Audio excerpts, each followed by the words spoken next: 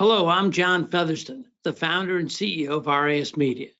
Today, we're pleased to have one of our industry's most interesting and innovative real estate brokerage leaders join us today to share with you his thoughts, insights, and visions that have helped his company and many others succeed in difficult times. His journey led to his book, Success Through a Recession, which I believe is a must-read for all real estate professionals. Let me tell you a little bit about my guest. Jim Fite is one of our industry's great treasures. He walks the walk. He understands how to build and operate a successful real estate organization. And when I say how to build and operate a successful real estate operation, that means how to recruit, retain, nurture, and develop sales professionals, how to add, operate, and build the right value-added services home buyers and sellers need. That will help their customers and their organization grow as well. Jim is the president and CEO of Century 21 Judge Fite Company. Like many outstanding real estate brokerage companies in our industry, Century 21 Judge Fite Company is a family-owned organization, and Jim's son, Eric, is the chief operating officer. Jim and Eric, along with their incredible management team of Jan Fite Miller, yes, that's Jim's sister, Ashley Conlon, James Ham, Crystal Amador, and Ben Yeats. They manage and operate one of the most innovative and successful real estate brokerage operations in the United States. An organization that today includes 28 different offices, more than 1,200 sales professionals, and 200 support staff servicing marketplaces in both Texas and Oklahoma. The Fite's 88-year young real estate firm is a full-service organization. The Fite's motto, our one team, is one that they say you won't find anywhere else. From the agent to the title company to the mortgage lender to insurance, property management, and vendor connections, each of their clients receives a whole team approach to their service. It's a group of dedicated people ready to make their real estate experience memorable, focused on positivity, accuracy, communication, and service for a lifetime. Jim's book was written to help real estate professionals succeed on all levels while navigating through the rough waters of recession, down times, if you would. And I'm sure Jim's strategies and insights portrayed in the book will help you and your company as you close out 2024 and look forward to growing in 2025 and how to be best prepared for this next year. So please welcome my good friend and a real estate industry leader, Jim Fite. Welcome, Jim. It's great to see you, and thanks for participating in last month's 37th annual RISMedia CEO and Leadership Exchange in Washington, D.C. You were terrific then, and through our conversations at that event, it's led to us getting together for today's broadcast. Jim, here we are approaching November 2024 in what was for many in the real estate industry throughout the country a very, very difficult year for both brokerage owners and sales associates. We had fewer transactions closed. We battled the effect of higher interest rates and seen the effect of higher cost of home affordability, among other negative factors, plus, of course, the August 17th date just 2 months ago, where the new rules mandated on our industry by the class action lawsuits took effect. It seems like this is our new normal. Now, you're a professional who has seen several different economic cycles throughout your career. And Jim, in your book, Success Through Recession, you talk about thriving through tough times. What can our readers expect to learn from your book to help them succeed in these trying times? And couple that with, I want to know, what is your attitude today? Take it away, Jim. Well, as this slide says, John, and thanks for allowing me to be here and share some of my thoughts about the future and the past. And hopefully your listeners and readers will gain something and help them build their business. But I've got to go back to to 1986. It was the first year of a 7-year recession. Most people were not alive in 1986 that are watching this, like you, as an example. But I was president of the Greater Dallas Association of Realtors that year. And that year, at one of my meetings, we had 22 board meeting members. And I asked the board members to go start at my left and go around the table and what's going on in your submarket. And so the person on my left started and just took a minute to talk about what was going on in their market and so forth. We got around number 17, 18 board member, and this young lady, I'll just say, John, she went drama on me. I mean, it was pretty interesting. And she just started in on, I'm just trying to survive. I just want to survive if I can only survive. And she went on and on and on and on and on. And finally, John, I'm not a gavel kind of person. You know, they give you the president a gavel, and I'm not that kind of guy. I've just never used one. But I grabbed the gavel on that young lady and I slammed it on the table and I said this: I am not here to survive. I am here to succeed. You see, when you have a goal to survive and you don't quite make your goal, it is not a good day. But when you set a goal to succeed and you don't quite make it, you're still in the game. And of course, if you do well, you're even stronger in the game. And so it was that day, it was like The Power of Moments, the book of Chip and Dan Heath, where I said to myself, I am not here to survive, I am here to succeed. And every day, every recession that we've been through since that time, that's been our attitude. I will not allow any of our leadership team to use the word survive. To our people, to ourselves, quietly, privately, or in a big room. I mean, that's just a big deal. So what is my attitude today? My attitude is opportunity. My attitude is where there is all those things you just described going on in our industry. I look at that as opportunity. That is an opportunity for our company and those of us that want to succeed to take advantage of the opportunity that lies in front of us. And so when I wake up in the morning, I think, what can we do to make a difference? What can we do to make a difference in our business, in our people, and for the benefit of our clients? Well, that defines it. That's a great way to start this program. So for all of you out there, that you got a snippet of this man who I've gotten to know, and he's a really fabulous leader in our industry. We're not here, and you're not here on this broadcast to just survive. Okay, you're here to succeed. Let's move to my next question here. Now, Jim, in your book, you also talk about turning challenges into opportunities. Okay, now 38 years ago was that board meeting. So we've come a long way in 38 years, but we only have 2 months left in 2024. What would you recommend our readers and our listeners do in these next 2 months to help them close out their 2024 and better prepare for 2025? I have 2 answers to that, John. One is strategic planning. You know, our company has gone through strategic planning for over 40 years. I was lucky enough to learn about strategic planning when I was going through the chairs in the Dallas Association of Realtors.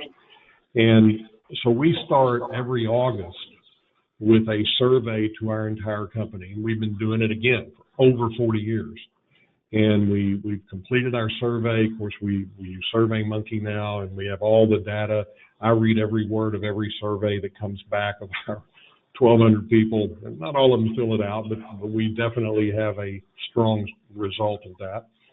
And so from there, we go into strategic planning. We have our leadership of our principals group met 2 days for, that was a couple of weeks ago. Actually, tomorrow and the next day, We're taking our entire leadership team, over 50 people, to an off-site. And we're going to be learning from each other, and we're going to be planning for 2025 and beyond.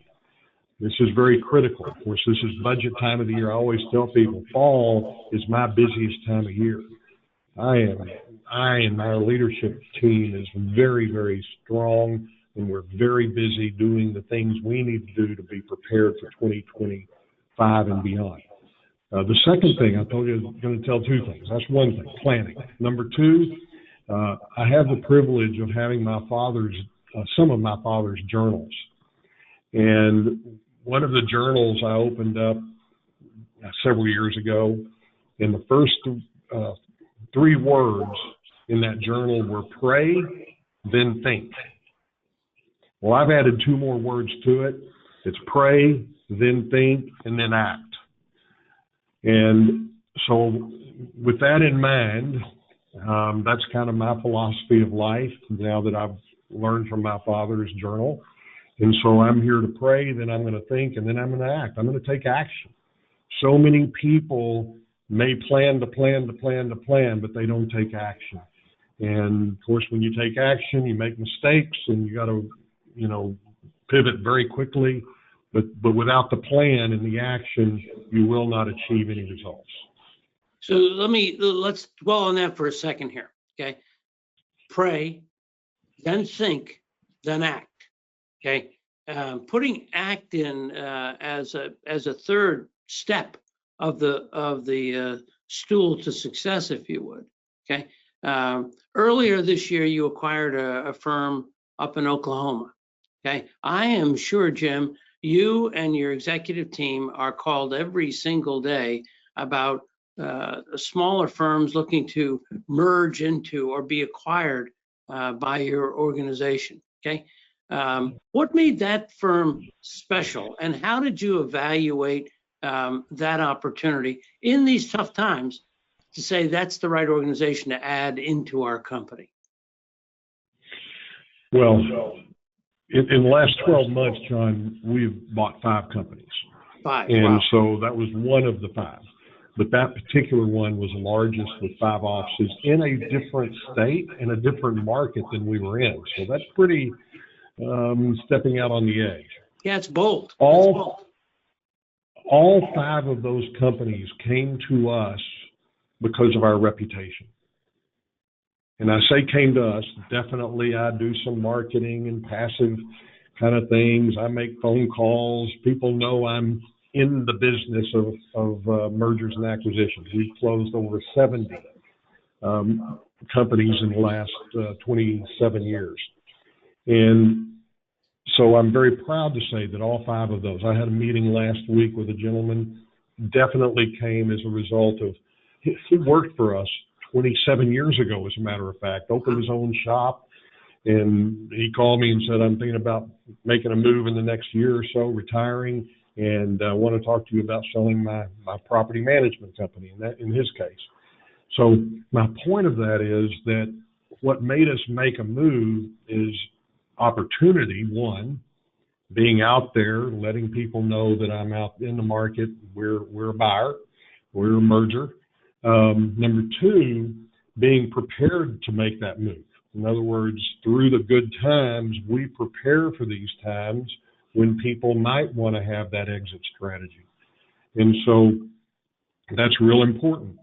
And in that case, we were prepared. It took several months to put the thing together, but we finally did, and the rest is history. Did that answer your question? It does. As a matter of fact, I'm glad we're talking a little bit of that, because we just put up a slide that says during the good times, and your formula. Let's talk about that for a moment, because during good times, quote good times, okay, what is your formula as far as cash reserves and creating for the next opportunity? Well, I'm a Dave Ramsey fan, John, so both personally and professionally. I don't like debt. Our company has no debt. I personally don't have any debt. I'm not going to the rest of my life. I did in my younger days. Let me make that very clear to all your listeners out there. But now I'm to the point of that's not in it for me. So, you know, we went through the Great Recession. We started out the Great Recession. Can't remember exactly how many months reserves we had, but we had reserves. And then all of a sudden we depleted that reserve. You know, we went, our cash drop, our company dollar dropped 52% from 2006 to 2010. And our company dollar, that was our gross commission dropped 52%. Our company dollar dropped 43%. And so we had to, obviously, after the Great Recession, build our reserves back. Mm-hmm. And as we built those reserves back, we set a plan. And that plan was, as you see on the screen, for the first 6 months, until we got 6 months of reserves, we only did a profit distribution to the principals or to the stockholders. Mm-hmm. So we didn't take any money for our own families except for our base salaries and incentives that we had built in for ourselves. And then from 6 to 12 months, this is our next formula, and this is all in the book, by the way, 50% of profits to the owners. So the highest tax bracket today is 37%. So that means we had a 30% return on our investment. And then 25% we put in cash reserves, and 25% we put into growth. And that includes mergers, that includes office expansions, buying other companies, new business ventures that we've gone into, those kind of things. And then after 12 months, we put 25% into growth. Right now, as of the end of September, we're about 10.2 months. In other words, we have been playing between that 9 and 12 months for several years now. And quite honestly, when we got to 12 months, we did a succession planning thing. And so as a result of that, we went back to 9 months, and now we're building it back up to 12. That's it. It's very, very interesting and quite a plan. Let's move on to the next thought here. You know, you've been through, several market changes. You talk about the Great Recession. You've been through several market changes. In your career, how do you tell when the market is changing, Jim? Okay, and what should our readers be looking for as far as the market changing this next year? What should they be doing? Well, first of all, I read, study, and think an hour a day, 5 days a week. And that's kind of my way of doing things. Wake up in the morning early, get dressed, come to work. This morning I was reading about a Texas patriarch, a book that somebody had sent me. And so I was reading about, a guy here in Dallas, Fort Worth that built a tremendous business. And so I'm, reading. So you read all the time. Absolutely. Especially RISMedia. Let me make that very clear. I love that, Jim. I love that. Yeah. Well, listen, I want to take a moment because thank you for saying that. And to all of our followers and readers out there, okay? I am so blessed to have such an incredible editorial team of reporters who literally live and breathe our industry. And they live and breathe what you're doing, Jim, and what from the rookie agent that's just starting out, and we rank rookie agents and follow the path they are taking to find success so others can emulate their steps in today's world. But we live and breathe, and we try to publish information that is very pertinent every single day to our readers and followers. So thank you for mentioning it, Jim. Sure. Well, and the content is just overwhelming, I'm going to tell you. The information that is coming to us every minute of every day, it's hard to just separate what I'm going to read and what I'm not going to read. But you got to read. You got to stay up on market conditions. And I'm very blessed. I've been part of a brainstorming group for well over 20 years. I'm a part of several brainstorming groups, but one in particular. You got to listen, what's happening around the country, just like the CEO exchange. oh my gosh, first time I went, I can't believe this many people. I said, John Featherston's going to have panels every 30 minutes. What is that all about? Yeah. and I will tell you, I actually transcribed my notes Monday of this week. I finally got to it, John, and I sent it out to our leadership team on Monday of all the notes that I took over that 2-day period. Oh, wow. You just got to learn from other people because they're smarter than I am. I don't know about you, but they're smarter than I am. Oh, Jim, And so I can learn from them and do smarter better. than you, they're way smarter than I am. But I will make a comment there. Yes, when we started doing our 30-minute sessions at CEO Exchange, we did this for 37 years. We're always experimenting. And I had a lot of folks come up and call me and say, gee, how are you going to fit that in and this and that? And I say, well, we want 30 minutes of quality input, no fluffery. We want people putting points out and then allowing the audience to interact with the participants so they can meet them in the hallways and in the different meetings, social gatherings, to dwell down more on the people that they're interested in, the thoughts that they were interested in following and implementing. So that's what we do, and I'm glad you're taking those notes. Absolutely. So you know what? So you're learning. You mentioned your think tank groups and your peer groups. Okay. After all these years, how fluid are those peer groups?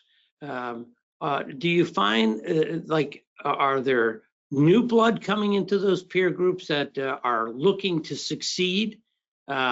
Because I've been a part of RISMedia. We've been tracking our power brokers since 1986, over 1,000 brokerage firms, and as you know, we both have celebrated the retirement of many great guys and gals that have their careers have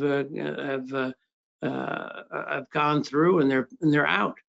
I'm amazed at some of the new people that have risen through the ranks. Okay, and I'm wondering, those new people, are they joining some of the peer groups that you're involved with? So do you see new blood and new ideas in the peer groups you're in? Absolutely. I'll just speak for our Century 21 group.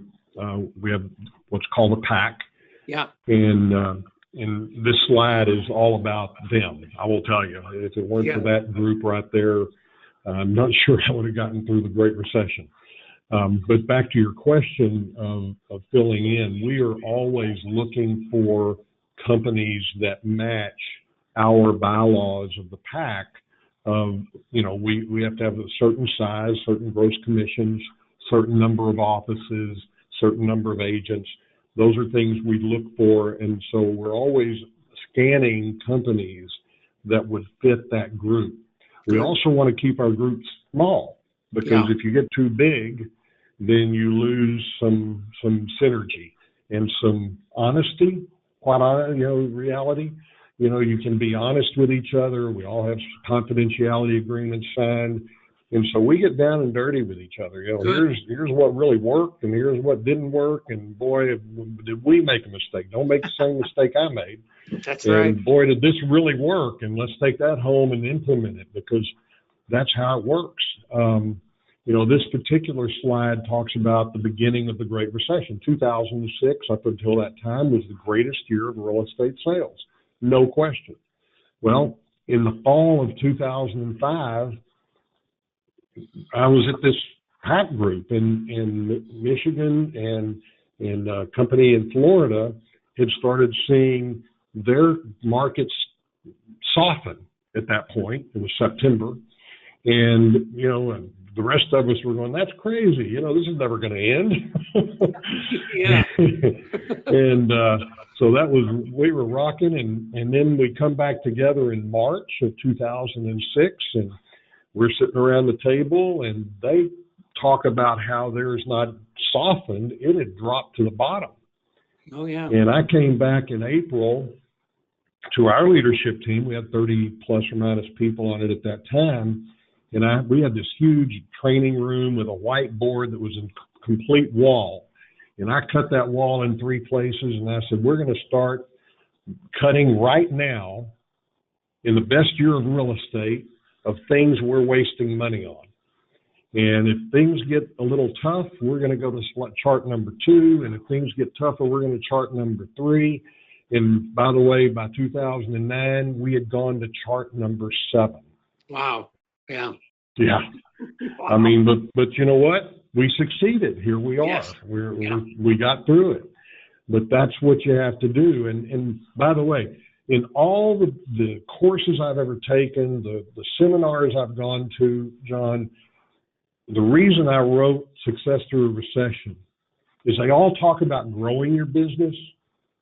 What they don't talk about is what do you do in the tough times? What do you do when you have to make those tough decisions? And this book is full of preparing for those tough times and during the good times. And then here are the things you got to do, the tough decisions you got to make, and a strategy. I was talking to my son yesterday, our Chief Operating Officer, Eric, and was talking to him just yesterday about negotiating some leases. That's what he does now. I don't have to do that anymore. He does it. But we were brainstorming on some ideas on how to negotiate some leases that we have coming up, and really going to our owners and sitting down with them and saying, here's where we are with a business, here's where we are with the industry, we need your help, and this is the time to get help. And by the way, we don't need that much help today. Don't tell my landlords that, but we're going after it now ahead of time. It's such a smart move, very advanced. Let's move. I've got another question here, and I know when we talk about what real estate professionals should do as they do recognize a market changing. We have many individuals that are telling us, matter of fact, we've just completed our commissions study. That'll be out in the next week. And we've had over 1,400 individuals around the country be part of our commission study. And part of what we ask them is, what do they see in the upcoming weeks and months heading into 2025? You'd be surprised at how many are saying they're anticipating stronger markets coming in 2025. What should, if an agent and a team leader or a broker owner is anticipating that, what would you advise them to do finishing 2024 and heading into what they think might be a better 2025? What would you advise them to do? Kind of like a lot of your panelists said at the CEO Exchange, list. Yeah. Those that control the listings, by the way, this hadn't changed, John. This happened 52 years ago when I started in the business. My father taught me, my mother, my sister has been the listing queen of our company. Take them out there, get them trained, get their presentations perfected, how to handle objections, and just tell them we're the best company to get your property sold, and here's what we're going to do it. So my belief is listings solve all problems. By the way, as a broker owner, recruiting solves all problems. You know, it starts with recruiting, and you get the right people on the bus, and then you list, and you get the inventory, and then the buyers have to come to you. That's the way this business has always worked, and we're working on it. I'd love to tell you that all of our brand new agents knew how to list property as well as our seasoned professionals, but we got to get them trained and train them up. That's what we try to do. Well, you know, your dad was a very, very bright man, and as are you. Chandler Barton, who rose to be a great brokerage firm that he owned in Atlanta, later became chairman and CEO of Coldwell Banker, told me in 1980, when I first started this company, he grabbed me, took me around my shoulders and said, John, concentrate on the brokerage firms that are going to master the listing side of the equation. He who controls the inventory controls the marketplace. And I don't think that has materially changed at all. Now, with that, I'd like to take a moment here, okay? And just on the screen for all of those that are tuning in today, there's a QR code. And there's the title of the book that we're talking about, Success Through a Recession. And it is truly lessons learned to help you. These are all the things that Jim and I are talking about right now, but they can't fit in a brief broadcast like we're doing right now.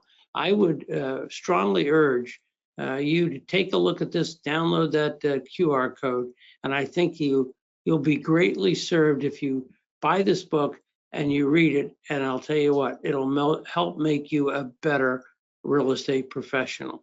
So there it is. Let's move on now.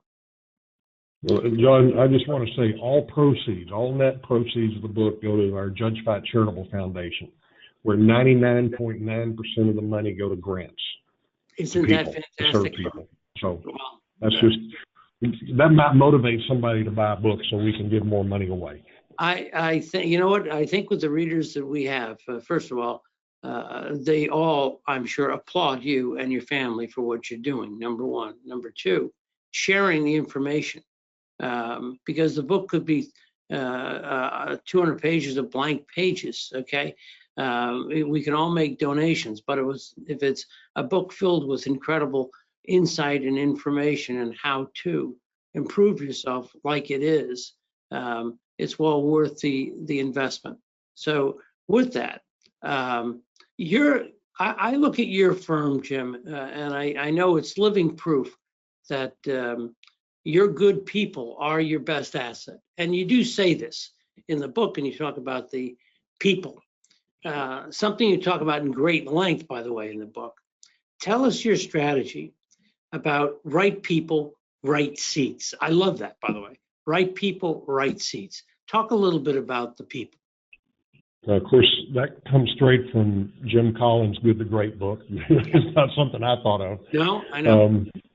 But the fact is that, one of the hardest things for us as we sometimes have turnover is hire slow, terminate fast. But hopefully you don't terminate at all. but taking your time to find the right people, and also grow. We grow most of our leaders in our company.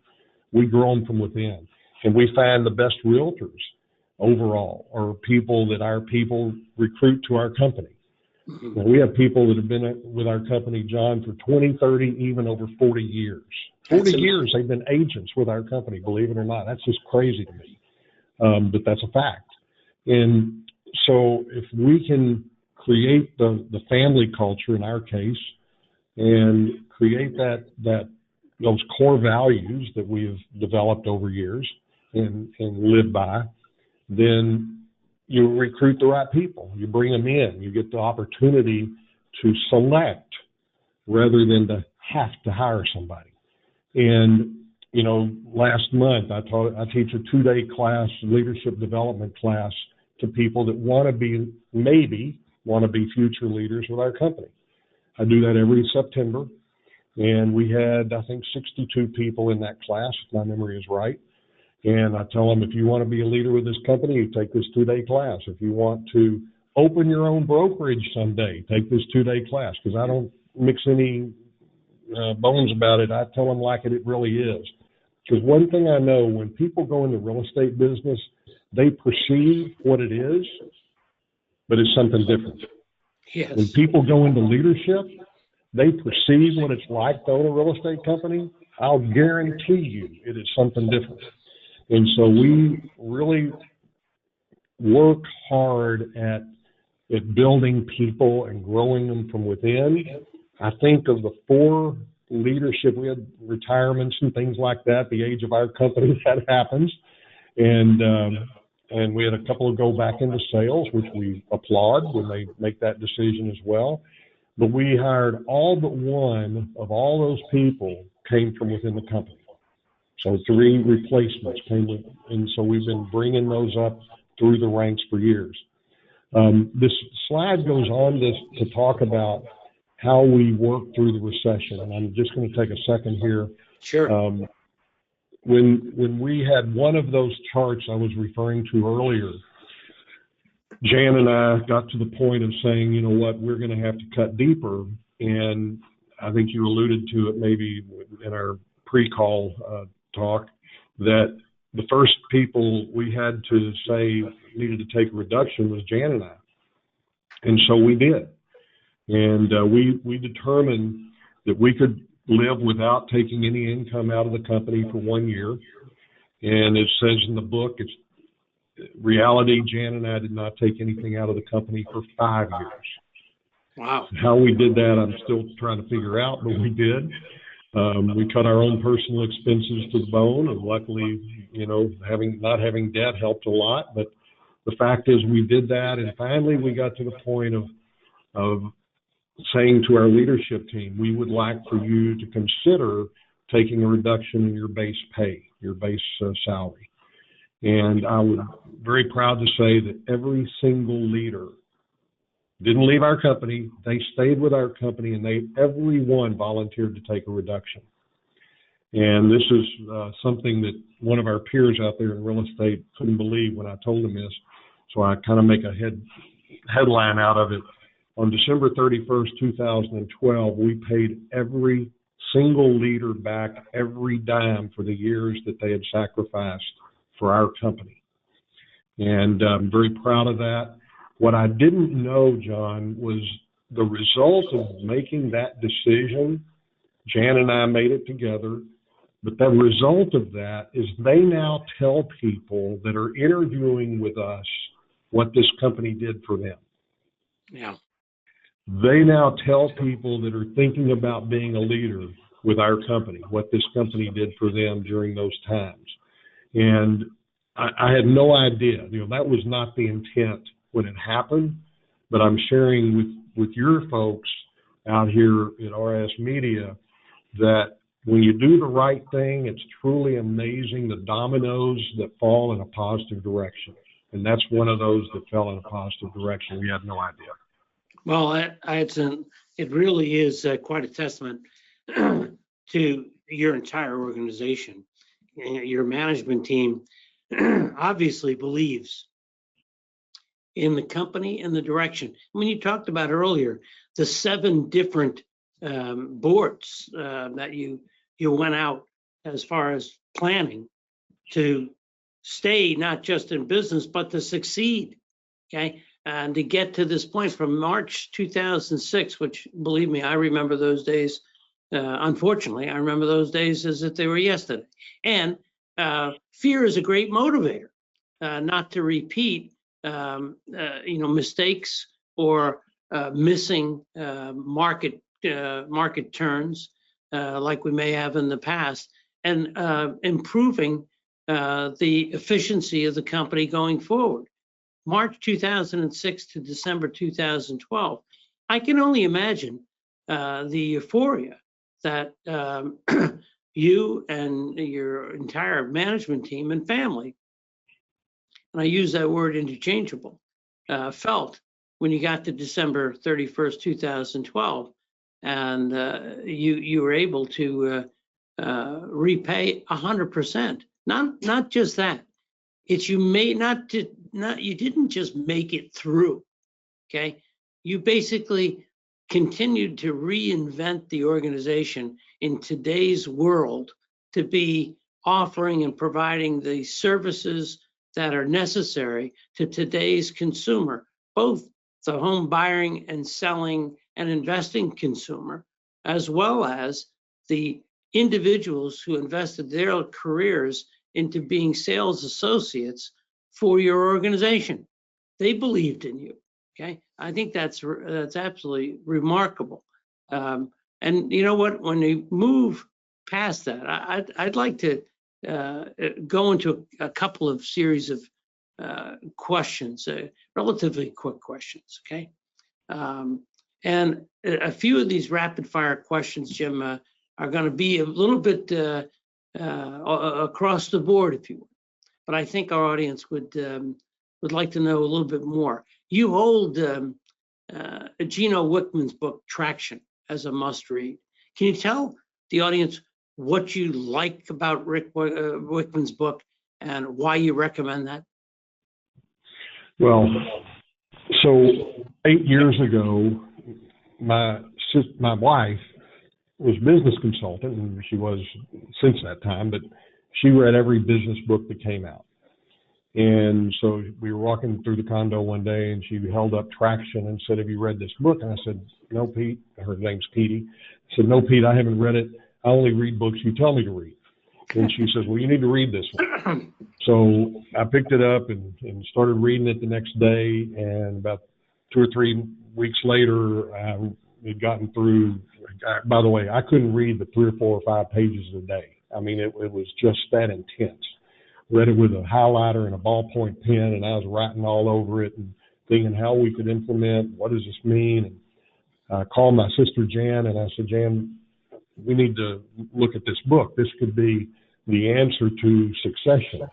Believe it or not, at 45 now, John, that's how old I am in my head.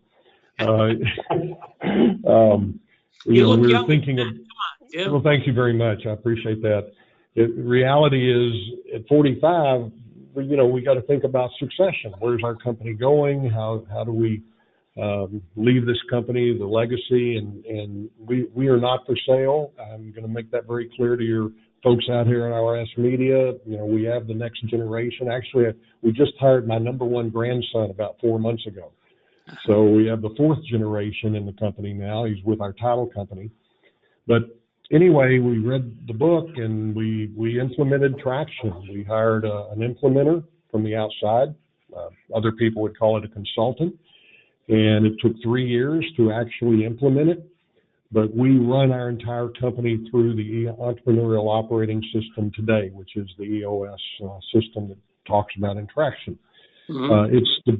It's amazing. It truly is amazing. When I look back at what we've accomplished and the process and the lack of drama and the lack of politics and we're still people, but this really cuts through the stuff and makes us go to work and holds us accountable.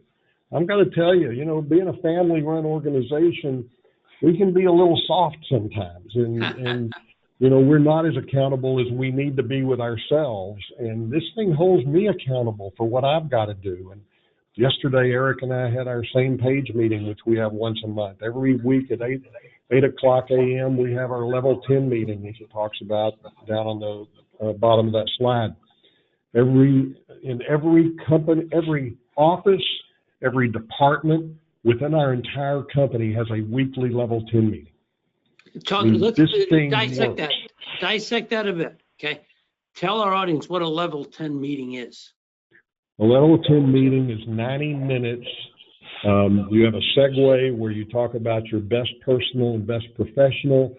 You have a scorecard that talks about every piece of your business, new listings, and talk about brokerage here, new listings, contract pendings, closings, company dollar, gross dollar, company dollar, units closed, hires, terminated, net hires, profit, you name it, it's on there. Every Thursday morning from 8 to 9:30, our principals group is on that level 10 meeting. Then we get into, gosh, I just lost the word, but what's happening in our people. So yes. We know throughout we now have about 1,400 people, 1,200 real estate professionals, and then our staff and leadership. And out of 1,400 people, there are probably 15 to 25 things going on in their life, from having babies to hospital to cancer to heart attacks to death. Mm-hmm. And we know those every Thursday morning throughout the entire organization. And then we get into issues or to-dos. What would we have to do from last week to this week? And then we get into issues, and we take them apart and put them back together again. We identify, discuss, and solve for issues. And then we rate the meeting 1 to 10, and that's where the word level 10 comes in. We rate the meeting 1 to 10. What I love about this, and I think our readers have almost every one of the brokerage firms that we deal with have some sort of level 10 meetings. But it means that every single week within your organization, your management team is aware of every major and relatively minor happening in the company that might have some effect in that week or the next week or perhaps the next month's activity in the organization, positive and negative. Okay. Also, the core values and the people analyzer. Okay. When you've grown to the point where you've grown, the 1,200 sales associates are extremely important to the success of the organization, but the 200 support staff are just as important because they keep that wheel rolling. Okay. Absolutely. So let's talk a little bit. Jim, when you write and you say when you're discussing whether or not running a brokerage firm can make a difference in the community, it starts with you're making a real difference in the lives of the people, the 1,200 sales associates that have become part of your organization and your family, and the 200 support personnel who become part of that. How important is your organization to the communities that you serve?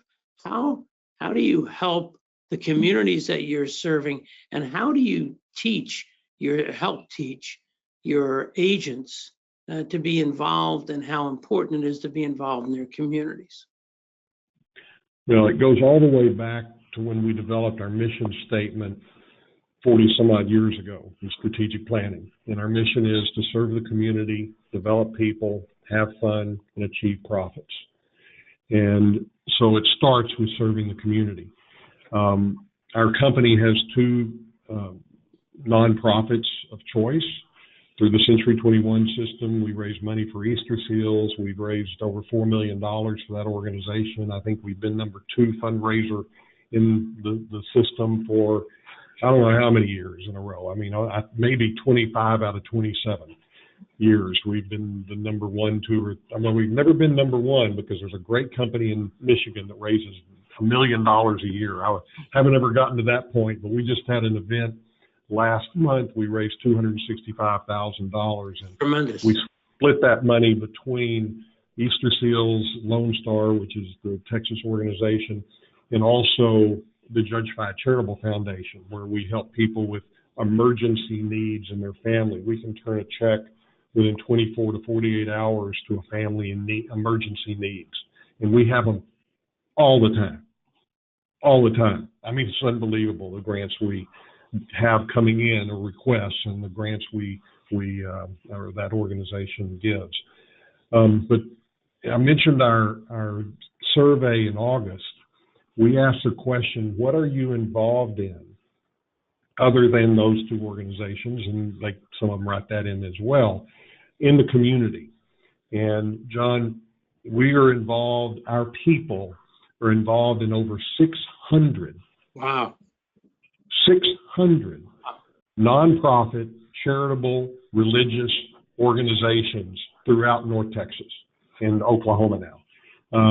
Very, very proud of that. And these are things that they do because I would like for them, they do it because they want to do it.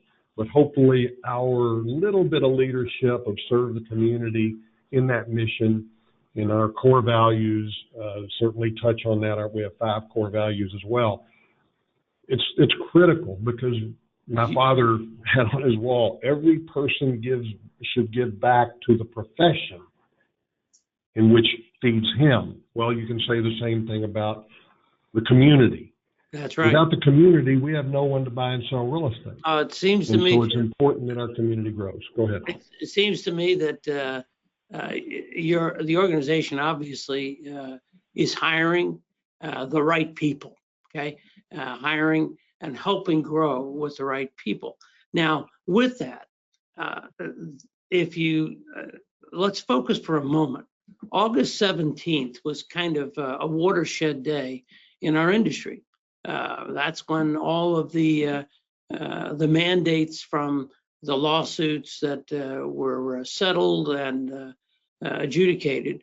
And I'm not going to get into whether those lawsuits, should have gone the way they did or didn't, but they did. But August 17th was kind of a watershed day. I think we'd all agree that the mandates going forward, especially on the buy side of the transactions, has forced a number of people to, absolutely change the way they're conducting business. However, I believe, and I'd like to hear your take on this, good people in our industry have already been in front of their clients and prospects, articulating in a very well laid out fashion the services and the skills that they're providing on the buy side of the transaction. And thus, I believe the really great real estate professionals that we serve and part of your organization weren't afraid of this August 17th mandate, and literally having to get a buy-side agreement signed now across the entire country by their clients sounded great as a much greater challenge than it really is. And with that, I believe, and I'd like to hear your take on this, that the top professionals that we serve with these mandates are going to see that their compensation doesn't diminish. I believe that they can increase their compensation over time on the buy side of a transaction and feel more secure that they are actually articulating and providing the skills and the services that their customers need. How has this, the August 17th go forward date, affected your company? Well, as we knew it was coming, we certainly had anticipation. I will be glad when August 17th, 2025 gets here, where the dust is settled. I don't mind telling you. Yeah. But on March, I think it was March 15, 16, somewhere in there, when the NAR settlement took place. Others had settled before that date.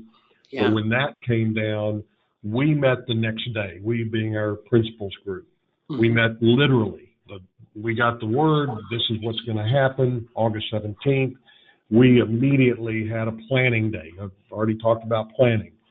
We met in a conference room. We had flip chart things all over the wall. What are we going to do in training? What are we going to do in communication? How are we going to keep our people informed? What are we going to do in marketing?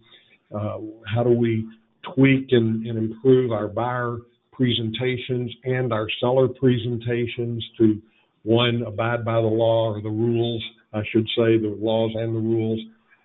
We've been lucky enough to have buyer representation in Texas for a long time. Yeah. So that's nothing new, but just doing it before you show a house is new to a lot of agents. So we just went to work. We had a plan, we executed the plan, and of course, in our case, in DFW anyway, the MLS changed, I think it was July 29th, a few days early.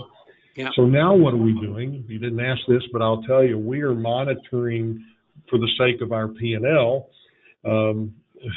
we are monitoring the compensation on the seller side and the buyer side to see if it's holding firm, if it's staying. And we have it from January through August. And now we're monitoring September forward, and we're monitoring that every month. And that's a money management thing for us. We're certainly making some things right out of the book. I'll just tell you that. Sure. We're looking at dollars, and just in case we start seeing a drop there, we're gonna be prepared for it instead of just going in blindly and hoping the best. That doesn't work. Hope is a good strategy, but it's not a productive strategy. Well, Jim, I'm glad to hear you're you're really a visionary in the industry and you're a trend setter. This was just a roadblock, a barrier put up, it tested all of us. Okay, we'll be back. RISMedia will be back in Kansas City in the not too distant future, in that same courthouse as this next phase of these trials continue. Actually, it's the final segment of it in the next week or two. And I will be writing about all of that, those happenings. Now, with that, I want to.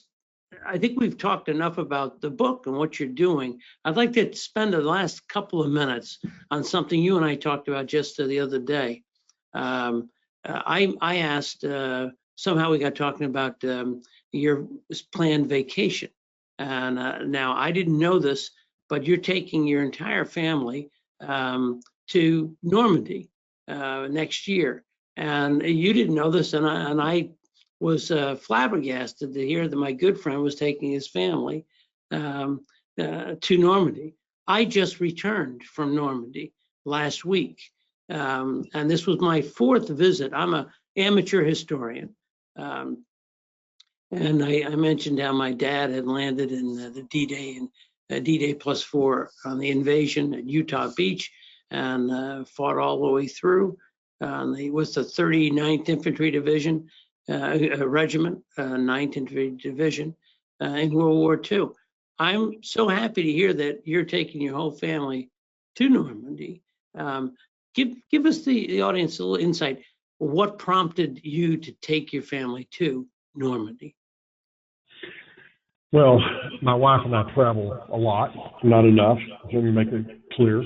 But we do travel. We've been taking 3-week vacations for many, many years. By the way, that came from my friend Dan Jacuzzi. He took his family on a month trip a year. And I went, how do you do that? And he told me. And so Petey and I started traveling 33 weeks a year after that. So anyway, she and I went to Normandy, I don't know, I guess right before the recession. And it was so moving to us. And we've been to France 3 times, I think, so that wasn't anything new, but we've never been north. We've never been to Normandy. So anyway, we were literally watching the D-Day celebrations for the 50th anniversary on June the 6th, and we turned to each other watching that day.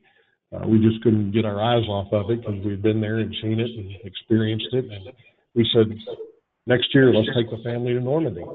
And we said, okay, let's do it. And so we've been planning that trip. We had a family meeting about 3 weeks ago, and we're working with a travel agent right now. We're going to take a tour of northern France and go into Belgium and then back to Paris. And I have a grandson who's a ballet dancer in Salt Lake City.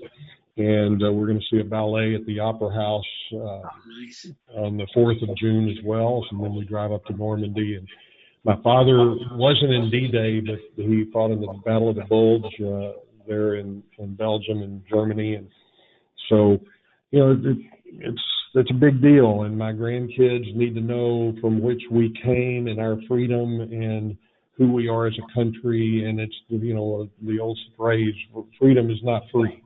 And so it's going to be an opportunity, I hope, for Grandpa and Grandma Petey to really have an impression on our grandkids.